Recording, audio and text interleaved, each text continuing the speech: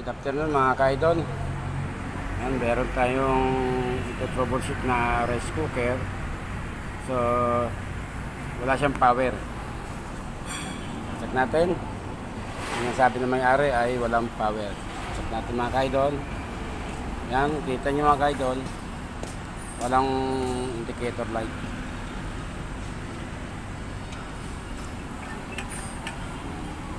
Kita ka po ang ano niya, hook switch niya ay walang indicator. So possible na sira nito mga ka-idol ay ano, thermal fuse niya.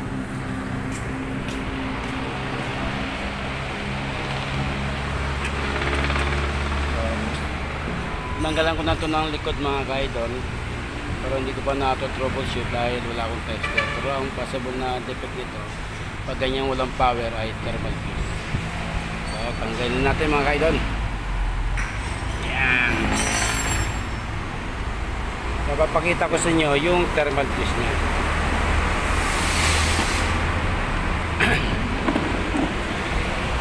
So ito yung thermal fuse ng mga ka-idol. So gagawin ko muna ay lalagyan ko ng jumper wire para mabigyan natin ng supply temporary, para mabigyan natin ng supply, para malaman natin kung buo pa itong heater plate niya. Ito yung heater plate. Tapos ito yung magnetic switch. Pag pinis mo yan, ito kakapit yan dito. May kaldero. Tapos ito yung hook switch niya. Ito niya yan. Hook switch niya. So basic lang, basta okay yung